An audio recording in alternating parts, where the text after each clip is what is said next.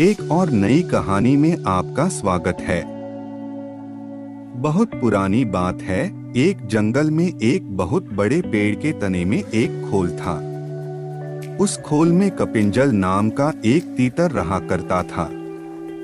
हर रोज वह खाना ढूंढने खेतों में जाया करता था और शाम तक लौट आता था। एक दिन खाना ढूंढते ढूंढते कपिंजल अपने दोस्तों के साथ दूर किसी खेत में निकल गया और शाम को नहीं लौटा। जब कई दिनों तक तीतर वापस नहीं आया तो उसके खोल को एक खरगोश ने अपना घर बना लिया और वहीं रहने लगा। लगभग 2 से 3 हफ्तों बाद तीतर वापस आया। खा खा कर वह बहुत मोटा हो गया था और लंबे सफर के कारण बहुत थक भी गया था। लौटकर उसने देखा कि उसके घर में खरगोश रह रहा है। यह देखकर उसे बहुत गुस्सा आ गया और उसने झल्लाकर खरगोश से कहा, "ये मेरा घर है, निकलो यहाँ से।" तीतर को इस तरह चिल्लाते हुए देख खरगोश को भी गुस्सा आ गया और उसने कहा, "कैसा घर? कौन सा घर? जंगल का नियम है कि जो जहाँ रह रहा है वही उसका घर है।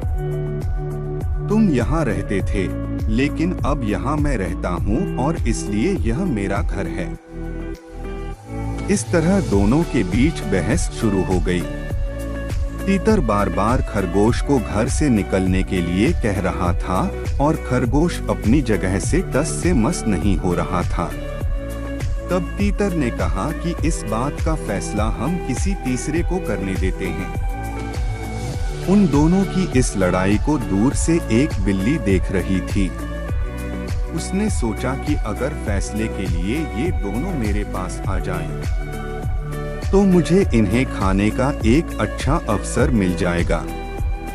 यह सोचकर वह पेड़ के नीचे ध्यान मुद्रा में बैठ गई और जोर जोर से ज्ञान की बातें करने लगी।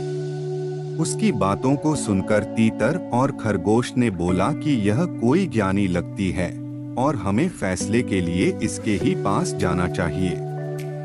उन दोनों ने दूर से बिल्ली से कहा, "बिल्ली मौसी, तुम समझदार लगती हो, हमारी मदद करो और जो भी दोषी होगा उसे तुम खा लेना।"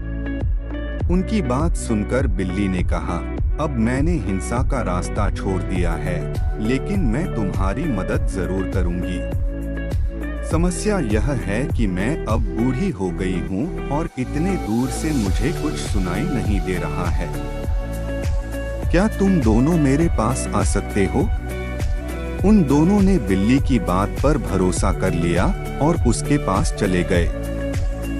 जैसे ही वो उसके पास गए, बिल्ली ने तुरंत पंजा मारा और एक ही झपट्टे में दोनों को मार डाला। इस कहानी से हमें यह सीख मिलती है कि हमें झगड़ा नहीं करना चाहिए और अगर झगड़ा हो भी जाए तो किसी तीसरे को बीच में आने नहीं देना चाहिए।